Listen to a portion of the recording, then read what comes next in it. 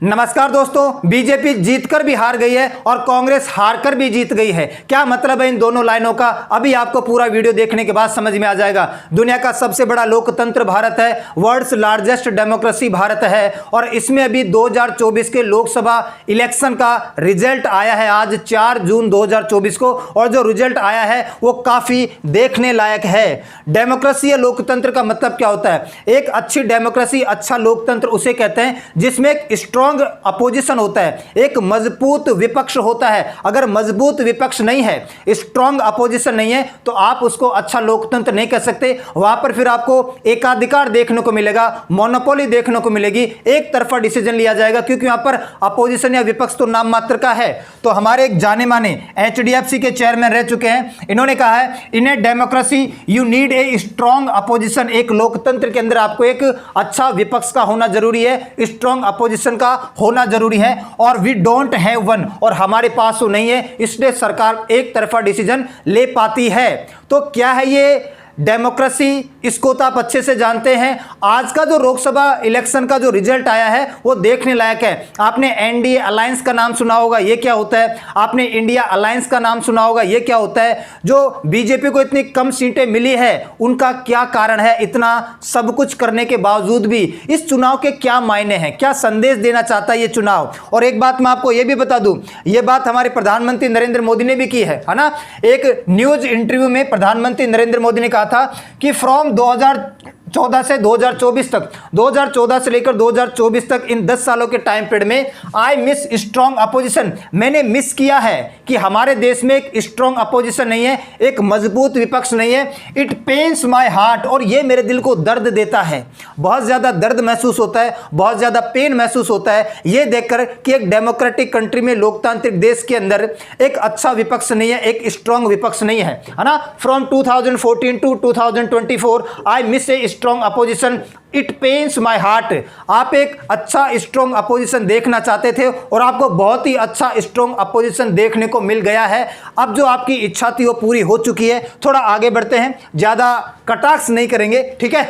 World record बन चुका है। किस बात को लेकर वर्ल्ड रिकॉर्ड बन चुका है भाई? ये जो हमारा 2024 का लोकसभा इलेक्शन था, है ना, इसमें 64 करोड़ लोगों ने वोट डाला है। इतने तो देशों की पॉपुलेशन या जनसंख्या नहीं होती जितने यहां पर लोगों ने वोट डाला है। अब आप पूछोगे कि टोटल इलेक्टर कितने हैं, वोट डालने वाले या मतदाता कितने हैं? भारत में टोटल मतदाता या टोटल वोट डालने वाले लोगों की संख्या है 96.88 करोड़। लगभग 99 करोड़ के आसपास हमारे देश में मतदाता है, वोटर है, और काफी इंप्रूव देखने को मिला है 2019 से लेकर 2024 में। इस 5 साल के टाइम पीरियड में 8% वोटर्स की संख्या में इजाफा हुआ है, ठीक है। 2019 के अंदर 89 करोड़ के आसपास हमारे मतदाता है, वोटर हुआ करते थे, और 2024 के लोकसभा इलेक्शन में ये 96.8 करोड़ के आसपास, लगभग 97 करोड़ के आसपास हमारे देश में मतदाता है, वोटर है। उसमें से 64 करोड़ लोगों ने वोट किया है, और ये अपने आप में एक वर्ल्ड रिकॉर्ड है कि पूरी की पूरी दुनिया में सबसे बड़ा लोकतंत्र भारत है। यहां पर एक साथ 64 करोड़ लोगों ने मतदान किया है, वोट किया है और अपने देश की सरकार को चुना है। इसके बाद अब आगे चलते हैं। यहां पर आपको पता होगा कि हमारा जो 2024 का लोकसभा इलेक्शन हुआ था वो 7 चरणों में हुआ था। ये कौन सी लोकसभा का इलेक्शन था? ये 18वीं लोकसभा का इलेक्शन था, 80th लोकसभा का इलेक्शन था, और ये 7 चरणों में पूरा हुआ था। 543 कॉन्स्टिट्यूएंसी है, 543 लोकसभा की सीटों पर चुनाव हुआ था।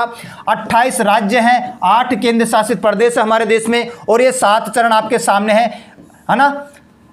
अप्रैल 19 अप्रैल से स्टार्ट हुआ था, और जो 7वां फेज है वो 1 जून को कंप्लीट हुआ था, और 4 जून यानी आज, है ना, आज हमने देखा कि इसका रिजल्ट आ चुका है, इसका परिणाम आ चुका है। तो जो परिणाम आपके सामने है अभी हम उसको देखते हैं, थोड़ा और आगे बढ़ते हैं। देखो, एग्जिट पोल का नाम आपने सुना होगा, और एग्जिट पोल के द्वारा एक कयास लगाए जा रहे थे कि भाई बीजेपी की बंपर जीत होने वाली है। बीजेपी पहले से नारा दे रहे थे कि इस बार 400 पार कर देना, 400 पार कर देना। जैसे यहां पर आप देखोगे एक्सिस माई इंडिया बता रहा है कि बीजेपी 361 से 401 सीट ले जाएगी। यहां पर आपका न्यूज सी बता रहा है 353 से 383 ले जाएगी। न्यूज 24 बता रहा है 400 ले जाएगी। तो बहुत सारे जो न्यूज चैनल्स हैं, है ना, जो पत्रकारिता से संबंधित है, इन्होंने एग्जिट पोल में यह बताया था, अगर हम नॉर्मल आइडिया ले ले कि बीजेपी 350 से लेकर 400 के बीच में, 350 से लेकर 400 के बीच में आराम से सीट ले जाएगी। और कांग्रेस की अगर हम बात करें तो कांग्रेस दावा कर रही थी कि वो इस बार ले जाएगी 295 सीट, 295 सीट कांग्रेस जीतने वाली है। ये कांग्रेस का दावा है और कांग्रेस इसके काफी करीब भी है ना, 295 में तो नहीं आई लेकिन इसके काफी करीब है। तो एग्जिट पोल के माध्यम से यह कयास लगाया जा रहे थे कि भाई बीजेपी 350 से लेकर 400 के बीच में सीट लेके आएगी और जो कांग्रेस है वो 295 के आसपास सीट लेके आएगी, ठीक है। और इस बार कांग्रेस को काफी कॉन्फिडेंस था। अब आपको समझना पड़ेगा जो आपने अलायंस का नाम सुना है, एक तो आपने सुना होगा एनडीए, नेशनल डेमोक्रेटिक अलायंस, ये बीजेपी और जो छोटी मोटी पार्टियां हैं इसका एक गठबंधन है। मेन पार्टी कौन सी है? बीजेपी, और बीजेपी ने बहुत सारी छोटी मोटी पार्टियों के मिलाकर एक गठबंधन बना रखा है, अलायंस बना रखा है सरकार को चलाने के लिए। इसमें 40 पार्टियां हैं जिसमें सबसे बड़ी पार्टी कौन सी है? बीजेपी। बीजेपी के अलावा अन्य 39 पार्टियों को मिलाकर हम बोलते हैं एनडीए की सरकार चल रही है, उसमें प्रमुख पार्टी बीजेपी है ना। और इसको बनाया कब गया था? 1998 में अटल बिहारी वाजपेयी, लालकृष्ण आडवाणी और प्रमोद महाजन के द्वारा बनाया गया था। और वर्तमान में अगर आप देखें, ये जो 17वीं लोकसभा चल रही है, ये जो चुनाव हुआ था वो तो 18वीं लोकसभा का है, ये जो चल रही है इस वक्त ये 17वीं लोकसभा है। और 17वीं लोकसभा में लोकसभा के अंदर एनडीए की 543 में से 352 सीटें हैं, है ना। और राज्यसभा में एनडीए अलायंस की 245 में से 119 सीट है। और फिर आपको पता है कि इंडिया नाम का अलायंस भी बन गया है। इंडिया की फुल फॉर्म क्या है? इंडिया ये भारत देश का नाम नहीं है, ये एक अलायंस का नाम है, ये एक ग्रुप का नाम है। और इंडिया का मतलब क्या है? Indian national developmental inclusive alliance.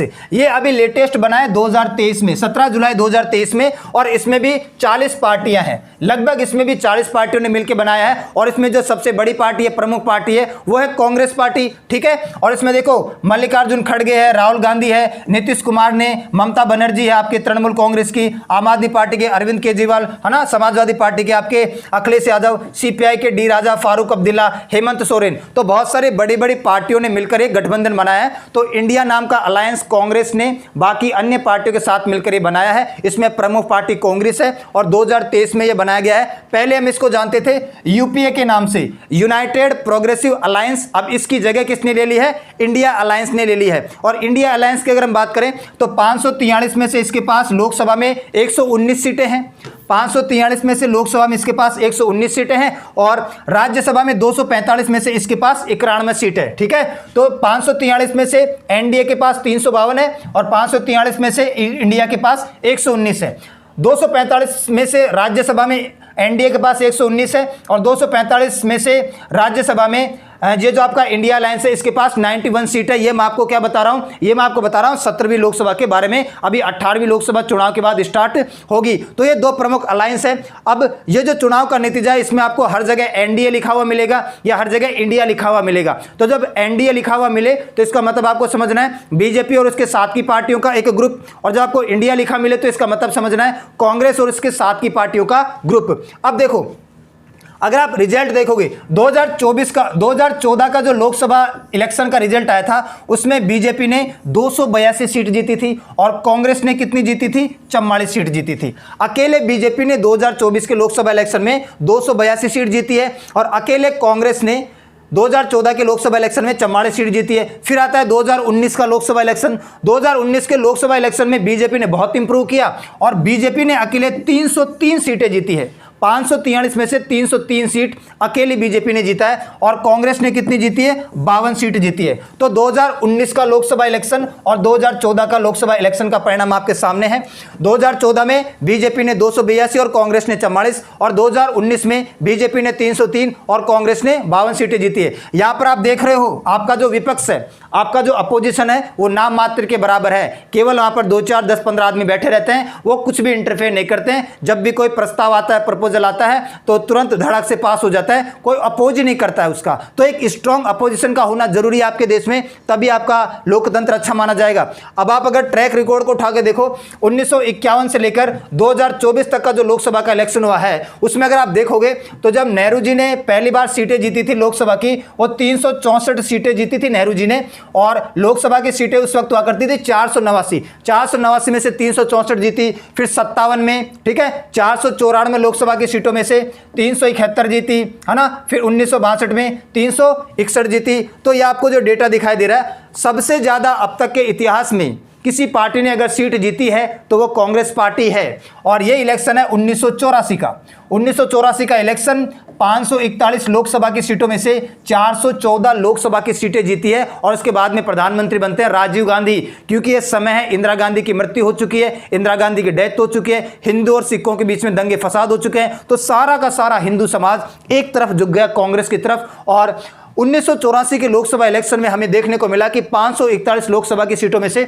414 Lok Sabha की सीटें कांग्रेस ने जीती थी, ठीक है। इसके बाद में 400 का आंकड़ा किसी ने पार नहीं किया है, केवल एक बार ही हमारे लोकसभा चुनाव में यह आंकड़ा पार हुआ है 1984 के इलेक्शन में, वो भी मैंने आपको बता दिया क्या कारण है, वरना उसके बाद में एक बार भी कोई भी ऐसा आंकड़ा पार नहीं हुआ है। 2014 में बीजेपी ने 282 सीट जीती है, और 2019 में बीजेपी ने 303 सीट जीती है, ठीक है। और इस बार बीजेपी ने नारा दिया 400 पार, 400 पार, 400 पार। एक और मैं आपको सीक्रेट बात बताता हूं, देखो जो हमारी राज्यसभा है उसमें भी दो पद होते हैं, एक तो चेयरमैन होता है और एक वाइस चेयरमैन होता है, ठीक है, दोनों के दोनों पद भरे हुए हैं। जो हमारी लोकसभा होती है, निचला सदन होता है, इसमें भी दो पद होते हैं, एक तो लोकसभा का अध्यक्ष और एक लोकसभा का उपाध्यक्ष, स्पीकर और डेप्यूटी स्पीकर। तो 2019 से हमारा जो डेप्यूटी स्पीकर की पोस्ट है, जो लोकसभा का उपाध्यक्ष का पद है, ये खाली पड़ा है। प्रेजेंट की जो सरकार है, जो बीजेपी गवर्नमेंट है, उसको ऐसा लगता है कि इस पद की कोई जरूरत ही नहीं है, अगर किसी को ना भी बनाया जाए तो भी काम चल जाएगा। एक लोकतांत्रिक देश है, डेमोक्रेटिक कंट्री है ना,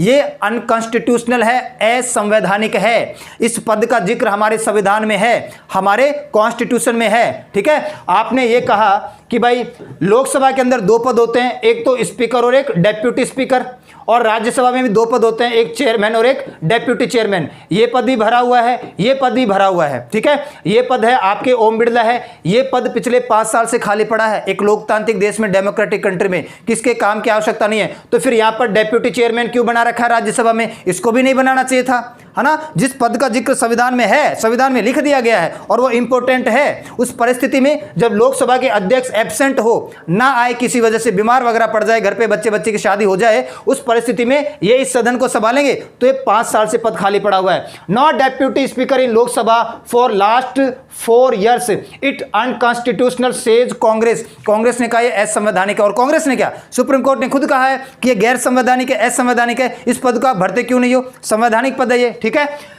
इन a first 70th Lok Sabha to end without a deputy speaker, 17वीं लोकसभा खत्म होने वाली और खत्म हो चुकी है, 5 साल में हमें डेप्यूटी स्पीकर देखने को ही नहीं मिला है। इसके बाद हम आगे चलते हैं। अब अगर आप लोकसभा का ये देखोगे इलेक्शन, तो जब तक मैं ये वीडियो बना रहा हूं तब तक का ये डेटा मैं आपको बता रहा हूं, अभी फाइनल रिजल्ट नहीं आया है। हमारे चुनाव आयोग या इलेक्शन कमीशन इसको देर रात तक घोषणा करेगा। अभी मैं आपको उतना बता रहा हूं जितना आ चुका है। जो आपका एनडीए अलायंस है, नेशनल डेमोक्रेटिक अलायंस, बीजेपी और उसकी साथ की पार्टियां, इन्होंने 296 सीटें अब तक जीती है, और इसमें से बीजेपी ने जीती है 243। 296 एनडीए ने जीती है, और इसमें से बीजेपी ने 243 सीटें जीती है। बीजेपी के बाद दूसरी सबसे बड़ी जो पार्टी है इस एनडीए अलायंस में, वो उभर कर आई है Telugu Desam party, TDP. Telugu Desam party ने 16 सीट जीती है। इसके बाद अगर बात करें इंडिया अलायंस की, इंडिया अलायंस के बारे में अभी मैंने आपको बताया था, कांग्रेस और उसके साथ की पार्टियों का ग्रुप। इंडिया अलायंस ने जीता है 229 सीट अब तक ये जीत चुकी है, और उसमें से कांग्रेस कितनी जीती है? 98 सीट जीती है। और दूसरे नंबर पर कांग्रेस के बाद इंडिया अलायंस में समाजवादी पार्टी उभर कर आई है, और ये अनप्रेडिक्टेबल है। समाजवादी पार्टी का तो दूर दूर तक को लेने देना नहीं था, कोई आसार नहीं था कि ये यूपी के अंदर जो 80 सीटें है ना, यूपी के अंदर कितनी है लोकसभा की टोटल सीटें? 80। इसमें से जो आपका एनडीए अलायंस है ये 38 ले गया, और इंडिया अलायंस 41 ले गया। इस इंडिया अलायंस की 41 सीटों में से 35 सीटें एसपी जीती है, समाजवादी पार्टी जीती है। तो यहां पर आपको देखना पड़ेगा कि हमारा विपक्ष, हमारा जो अपोजिशन है वो बहुत ज्यादा स्ट्रांग होता जा रहा है, बहुत ज्यादा मजबूत होता जा रहा है। कहां पर 52 और 44 है ना, और कहां पर 98 सीट, और ये पूरा का पूरा अलायंस को आप देखोगे तो 229। अच्छा, लोकसभा की हमारी टोटल सीटें कितनी होती है? 543। तो 543 में अगर हम 2 का भाग दे देंगे, ठीक है, तो 272 निकल के आएगा, है ना। सरकार बनाने के लिए, बहुमत सिद्ध करने के लिए 272 सीटें चाहिए। बीजेपी को खुद को 272 नहीं मिली है। बीजेपी खुद अकेली बीजेपी इस बार सरकार नहीं बना पाएगी। अकेली बीजेपी पार्टी को 2019 के लोकसभा चुनाव में 303 सीटें मिली थी, तो किसी की परवाह नहीं करती थी। इस बार चापलूसी करनी पड़ेगी, बाकी पार्टियों को भी मिलाकर लेके चलना पड़ेगा, ठीक है। तो ये जो पूरा का पूरा अलायंस है, ये जो आपका एनडीए नाम का जो अलायंस है, ये सरकार बनाएगा, बीजेपी सरकार नहीं बनाएगी, क्योंकि बीजेपी को तो 243 सीटें मिली है और हमें बहुमत सिद्ध करने के लिए, मेजॉरिटी सिद्ध करने के लिए कितनी चाहिए? 272 सीटें चाहिए, क्योंकि लोकसभा की सीटें कितनी है? 543 सीटें हैं। तो बीजेपी खुद अकेली इस बार सरकार नहीं बना पाएगी, एनडीए को मिलकर सरकार बनाना पड़ेगा और एक अच्छा खासा अपोजिशन को फेस करना पड़ेगा। इसके बाद मैं आपको यह बताता हूं कि हार के कारण क्या है। अरे आप सभी को पता है, इतना ज्यादा काम करने के बावजूद भी बालाकोट स्ट्राइक 2019 में की, है ना, पाकिस्तान को मजा चकाया। राम मंदिर का फैसला सुनाया 2019 में, है ना। इसके अलावा धारा 370 हटाई 2019 में। इसके अलावा ट्रिपल तलाक का फैसला आया, 3 तलाक का फैसला आया 2019 में। और 2023 के अंदर महिलाओं को 33% आरक्षण दिया गया। 2024 के अंदर राम मंदिर का उद्घाटन किया गया। G20 की समिट भारत में हुई। इतना सब कुछ करने के बाद भी ये क्या मायने हैं इस चुनाव के? इस चुनाव के मायने मैं आपको बताता हूं कि हार का कारण क्या है। ईडी, हर किसी के पीछे बीजेपी ईडी लगा देती है, जिसको भी लगता है, ठीक है, कि उसके काम उसके साथ नहीं दे रही है या उससे अलग चलने की कोशिश कर रही है, तो हर किसी के पीछे एनफोर्समेंट डायरेक्टरेट लगा देना, ईडी को लगा देना। अरविंद केजरीवाल, एक सिटिंग चीफ मिनिस्टर को गिरफ्तार कर लेना। हाँ, हो सकता है कि उनकी गलती हो, लेकिन जनता के तो फेवर में नहीं था, जनता ने तो उसको गलत माना। अरविंद केजरीवाल को गिरफ्तार करना, 400 पार का नारा देना, ठीक है, इनका बड़ बोलापन या अहंकार, अहंकार या बड़पोलापन, तो अरे रावण का भी अहंकार नहीं टिका, हम तो इंसान है, तो अहंकार, बड़पोलापन, 400 पार हो जाएगी, है ना। और कुछ लोग तो ये भी बोल रहे थे कि संविधान में बहुत कुछ बदलाव किया जाएगा, संविधान को चेंज कर दिया जाएगा, संविधान को बदल कर ही रख दिया जाएगा, आरक्षण को हटा दिया जाएगा, रिजर्वेशन को हटा दिया जाएगा। अग्निवीर योजना, अग्निवीर योजना एक सबसे बड़ा सेटबैक है बीजेपी के लिए, जो ना अग्निवीर योजना से ज्यादातर जनता नाखुश थी। इसके अलावा किसानों का जो आंदोलन हुआ था उसकी वजह से भी प्रभाव देखना पड़ा है, ठीक है। तो ये वाली जो टक्कर थी, ये कांटे की टक्कर थी। ऐसा ही होना चाहिए खेल, लड़ाई ऐसी होनी चाहिए, ठीक है। जब ऐसी कांटे की टक्कर होती है तो उसमें बड़ाई जीतने वाले की नहीं, हारने वाले की होती है। अकबर और जब महाराणा प्रताप लड़े थे, ठीक है, तो अकबर और महाराणा प्रताप की लड़ाई में हम गुणगान किसके करते हैं? महाराणा प्रताप के गुणगान करते हैं, भले ही अकबर लड़ाई में जीत गया था। और यहां पर भी हमें गुणगान करना पड़ेगा कांग्रेस का कि कहां पर वो 44 थी, 44 से 52 और 52 से 229 सीटें उसने इस बार ले ली है। तो एक अच्छा खासा हमें अपोजिशन देखने को मिलेगा, अच्छा खासा मजबूत विपक्ष देखने को मिलेगा, और इस देश में जो नियम कानून बनेंगे वो सही तरीके से बनेंगे, वाद विवाद होगा, तर्क होगा, बाकायदा समीक्षा की जाएगी। ऐसे नहीं है एक तरफा डिसीजन ले लिया गया, विपक्ष तो कोई है ही नहीं, आप प्रस्ताव लाए और किसी प्रकार का नियम कानून बनाकर आगे भेज दिया। तो कहने का मतलब यह है कि ये जो चुनाव हुआ है ये एक लोकतांत्रिक देश में या डेमोक्रेटिक कंट्री में ऐसा ही होना चाहिए, एक मजबूत विपक्ष या लोकतंत्र का होना जरूरी है। जब फाइनल रिजल्ट आ जाएगा तो इसके ऊपर एक और वीडियो मैं बनाने की कोशिश करूंगा। तो आज के लिए इतना ही करते हैं, मिलते हैं नेक्स्ट क्लास में, तब तक के लिए सभी को धन्यवाद।